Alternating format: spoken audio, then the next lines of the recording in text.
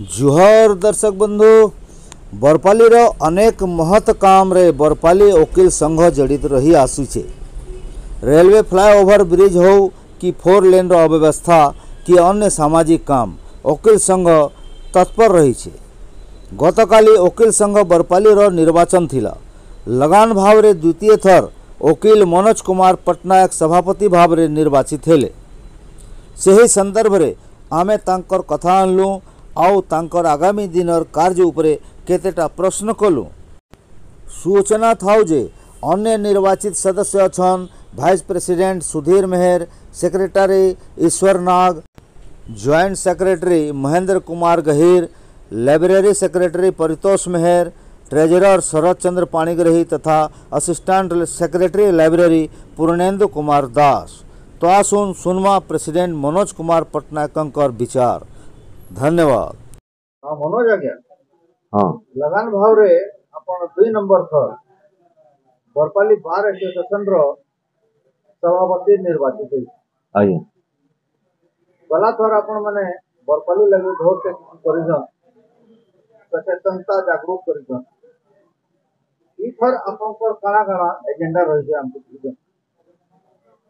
देखुन आमर सामने तो बहुत गुड़ाई चैलेंजेस अच्छे। आपण देखुन जे गांधी छक हेनु गोटे जेन छकटे जेनटा हेबार कथा छोट गुले आकार छकटे हेगिरी ट्राफिक सुविधा भल भाव जीवा आसबार सेटा गोटे आमर सामने चैलेंज अच्छे जेनटा कि आमे प्रशासन दृष्टि आकर्षण कर सारीचु। आगे से भी आमको प्रतिश्रुति देछन।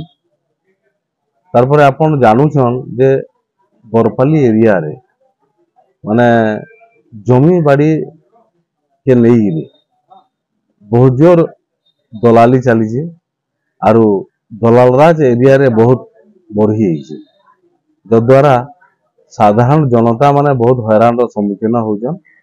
जेन जमी माने लो वैल्यूएशन रे जेनटा हेबार कथा सेटा बहुत हाई प्राइस से माने किनुजन आरु खर्चांत होजन।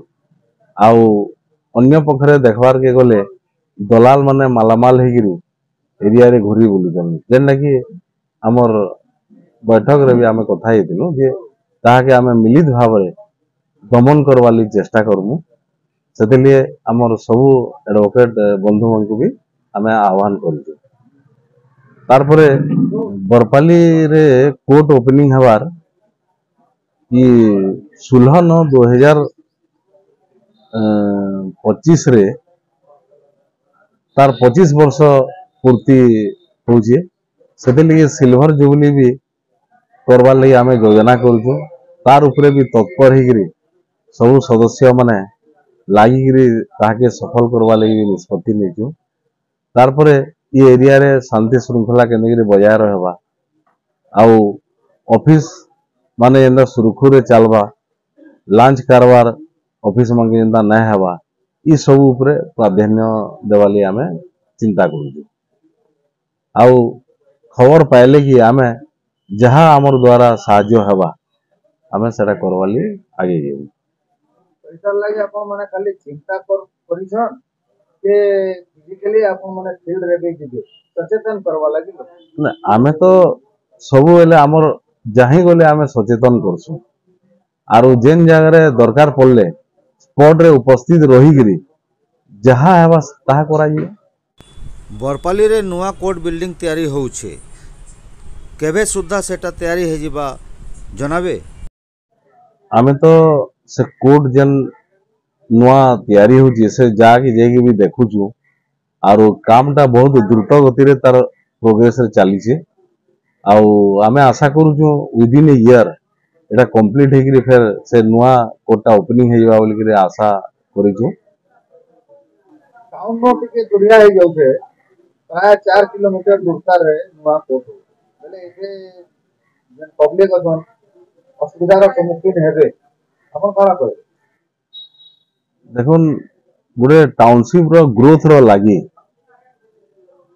आमे जेनो एबे कोर्ट फंक्शन होचे इटा भी सफिशिएंट स्पेस थिला किंतु हाईकोर्ट को निर्देश हिसाब रे माने 4 एकर पाखा पाखी हेले सेनु नुआ कोर्ट बिल्डिंग हेबा बोली जेतेले निष्पत्ति हला तारपरे आमको सरकार तरफ से उमेश कॉलेज साइड रे 4 एकर प्राय पाखापाखि आमको जगह दिखाई तो कोर्ट सेनु हेबार द्वारा टाउन रो एक्सपांड टा बढ़वा आउ जेन लिटिगेन माने जेन आसुजन से माने भी सेनु बस स्टॉप रो व्यवस्था रहबा सेनु दुकान बाजार भी ओपनिंग है जीवा सेनु कैंटीन रहबा से जगह रे पोस्टाल रहबा बैंक रो गुटे एटीएम रहबा तो हमें भाबुजु हैरान हबार के ना पड़े कहले यातायात पूरा एनएच लागी कि अछि कि असुविधा ना आपणकर संगे बसिथिबा निर्वाचित सदस्य मानकर परिचय टिके देबे।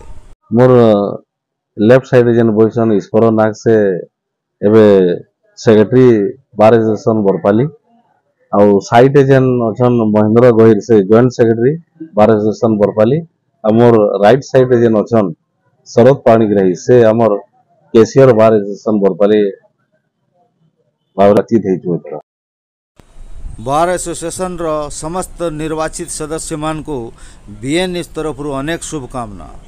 आगामी दिने आपणकर चलाचल पथ सुगम हो और आपण माने बरपाली लगी बहुत टे काम करूँ भल भल काम करूँ बरपाली रे सचेतनता जागृत करूँ यही आमर कामना। धन्यवाद।